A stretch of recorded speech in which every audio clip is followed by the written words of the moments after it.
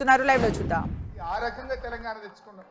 తెలంగాణ తేవడమే కాదు, తెచ్చిన తెలంగాణను అప్పుడే పుట్టిన బిడ్డను కన్న తల్లి ఎంత ప్రేమగా పెంచుకుంటుందో కేసీఆర్ గారు 10 ఏళ్లలో తెలంగాణను ఒక తల్లిలాగా తీర్చిదిద్దాడు.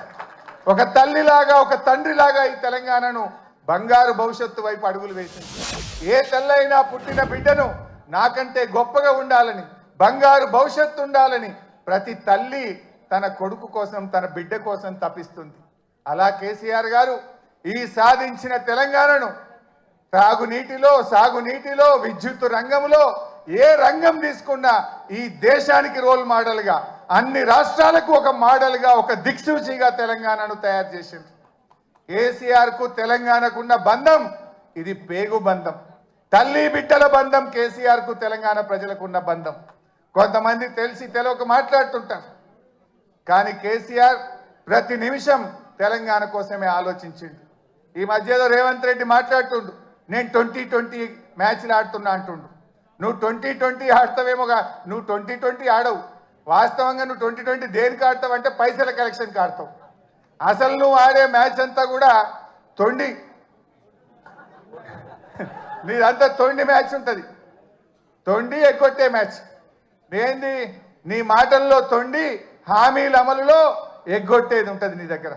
కానీ కలెక్షన్లో మాత్రం 2020 ఆడతావు నువ్వు. ఎందుకంటే నువ్వు ఎన్ని రోజులు ఉంటావో నీకే తెలియదు. ఆగమాగం ఉండవు నువ్వు. దీపం ఉండగానే ఇల్లు చక్క పెట్టుకోవాలని 2020 కలెక్షన్ స్టార్ట్ చేసినావు. కానీ కేసీఆర్ అన్నీ ఆడతాడు. ఆయన టెస్ట్ మ్యాచ్ అయినా అద్భుతంగా ఆడతాడు, వన్డే అయినా అద్భుతంగా ఆడతాడు, 2020 అయినా ఆడతాడు. ఎప్పుడు ఏదాడలో గదా ఆడతాడు.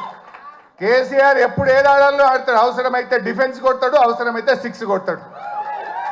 కానీ ఇవాళ తెలంగాణ ప్రజలు ఏ పల్లెల్లో పోయినా, ఎక్కడ పోయినా ఏమంటున్నారు?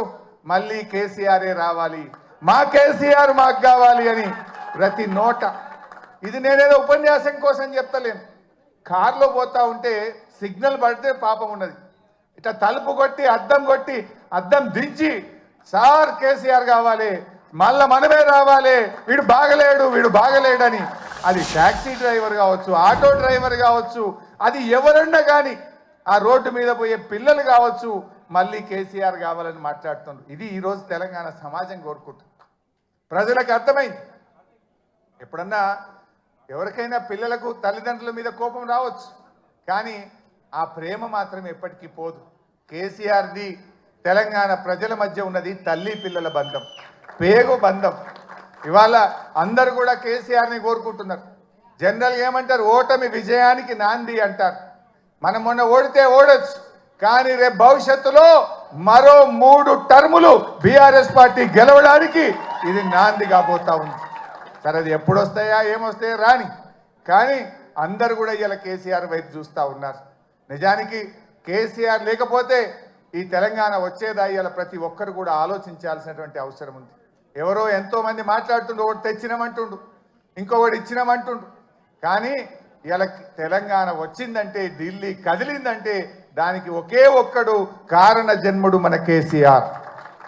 ఆ కేసీఆర్ గారి జన్మదినం ఈరోజు మనందరం కూడా ఇంత ఉత్సాహంగా మా తలసాని సీనన్న నాయకత్వంలో జరుపుకోవడం చాలా సంతోషం. సీనన్న గారిని ఇంత అద్భుతంగా ఆ పాటలు కానీ ఈ కార్యక్రమాన్ని ఇంత అద్భుతంగా నిర్వహించినందుకు హృదయపూర్వకంగా సీనన్నకు నేను కృతజ్ఞతలు కూడా తెలియజేస్తూ, మరి నాకు ఈ అవకాశం ఇచ్చినందుకు ధన్యవాదాలు. జై తెలంగాణ.